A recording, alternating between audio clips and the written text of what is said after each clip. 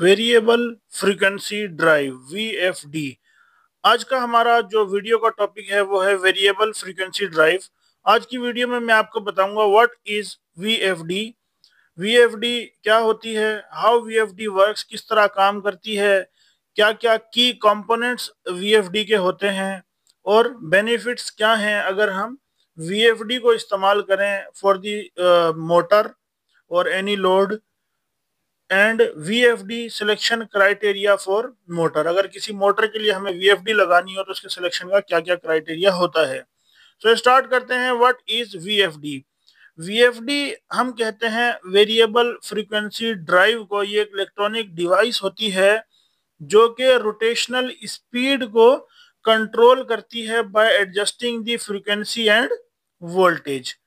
VFD provides better energy saving, improves performance, क्योंकि slow startup देती है। फिजिकली अगर आप VFD को देखेंगे तो आपको VFD जो है वो इस तरह से नजर आती है।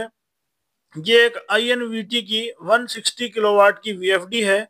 इसमें डिफरेंट कंट्रोलिंग कार्ड्स होते हैं, इस तरह के डिस्प्ले का, और इसका पावर कार्ड होता है। इसमें इनपुट होता है मोटर का, आउटपुट होता है। मजीद इसकी जो डिटेल्स हैं कि VFD किस तरह काम करती है, ये जस्ट आपको दिखाने का मकसद है कि फिजिकली जो VFD होती है वो नज़र किस तरह आती है। अब क्योंकि ये 160 किलोवाट की है तो इस तरह से अगर छोटी थोड़ी साइज में होगी तो उसका लुक जस्ट चेंज होगा, बट चीजें तकरीबन सेम होती हैं। की कंपोनेंट्स VFD के अंदर क्या होते हैं? रेक्टिफायर होता है, DC फिल्टर होता है और इन्वर्टर होता है। अब रेक्टिफायर, DC फिल्टर और इन्वर्टर ये क्या होते हैं? अब सबसे पहले हमें VFD के की कंपोनेंट्स के बारे में पता होना चाहिए। रेक्टिफायर हम कहते हैं जब उसमें डायोड्स लगे होते हैं, जब हम VFD को इनपुट AC सप्लाई देते हैं तो उसको वो DC पल्सेटिंग में कन्वर्ट कर देता है। DC फिल्टर लगा होता है ताकि उसको स्मूथ DC बना सकें। सो इट मींस VFD में AC टू DC कन्वर्जन होती है। उसके बाद फिर इन्वर्टर लगा होता है जिसकी मदद से हम अपने डिजायर्ड आउटपुट और फ्रीक्वेंसी जो हमें चाहिए होती है उसको मेंटेन करते हैं। वर्किंग कैसे होती है? पहले AC टू DC कन्वर्जन होती है जो कि VFD को to stabilize the control and power more precisely, यानी ये कंट्रोल उसका हम प्रिसाइजली कर सके। AC टू DC कन्वर्जन करते हैं। फिर DC provides constant power source, क्योंकि कांस्टेंट पावर सोर्स है। फिर DC टू AC करते हैं।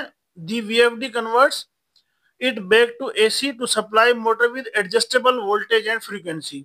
अब वोल्टेज और फ्रीक्वेंसी को एडजस्टेबल करके, कंट्रोल करके, जितनी हमें स्पीड चाहिए हो उतना हमें VFD प्रोवाइड कर देती है। अब AC टू DC करते हैं, फिर DC टू AC कन्वर्जन करते हैं।